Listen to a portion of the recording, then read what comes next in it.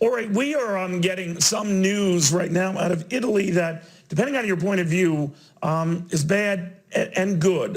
Bad in that the number of deaths there did jump another 727 to 13,135. But that rate of increase has been slowing.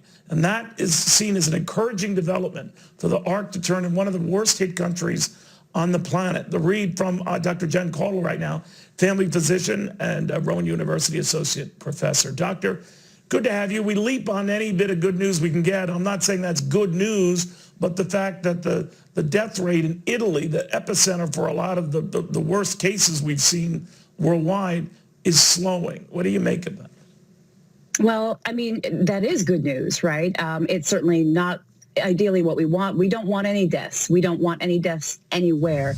But that's what we're hoping is. We're hoping to get a slowing of death rates and cases. We're trying to flatten this curve. Of course, that's in Italy. You know, going back to home here, we had a press conference last night and we were given some staggering numbers. But one thing I will say is that one thing that seems to be very clear by Dr. Fauci and Dr. Birx is that our mitigation efforts here are helping here. So our hope is that we have the same and we experience the same things. We want fewer deaths, fewer cases. So, Doctor, when they talk about mitigation, the efforts we're taking are working, but they still acknowledge you could have, 100, 120,000, up to 240,000 deaths with all of that. Were you surprised by that number? Does it make sense to you? Well, it's a tough pill to swallow. It's a tough pill to swallow, not only for me, but for all of us. I mean, honestly, that's the headline today, of course, because it's so staggering, this idea that even with our best efforts, perhaps we could be looking at death rates that high. It's scary, it's frightening, it's sad, it's overwhelming in a way, but this is where I think we need to focus. And I think that, my colleagues, and also it seems like Dr. Birx and Dr. Fauci were clear in saying, we can make a difference.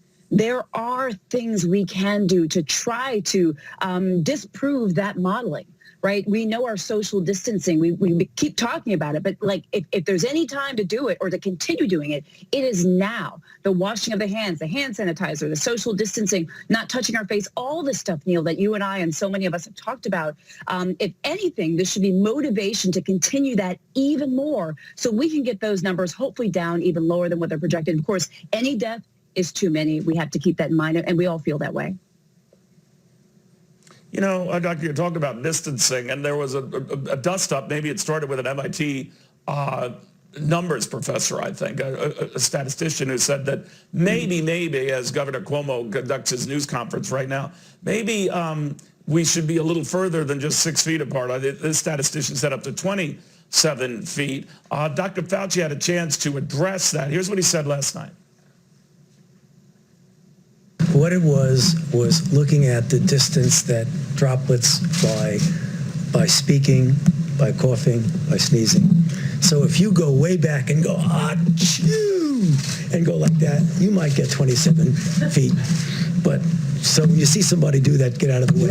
I'm sorry, but I was disturbed by that report because that's misleading. That means that all of a sudden the 6-foot thing doesn't work. That is a very, very robust, vigorous achoo sneeze. That's what that is. And that's not what we're talking about. What do you think of that, Doctor? Don't get too alarmed. Yeah. We're not saying, spread out 27 feet. Sure. Well, first of all, I was watching the press conference live when it happened. Dr. Fauci was very pointed, as we could see. He feels very strongly, clearly, about this 27 feet inference. He makes a good point. I read the article, I read the study, and that is a very forceful sneeze. That's not what people are doing all the time, every time.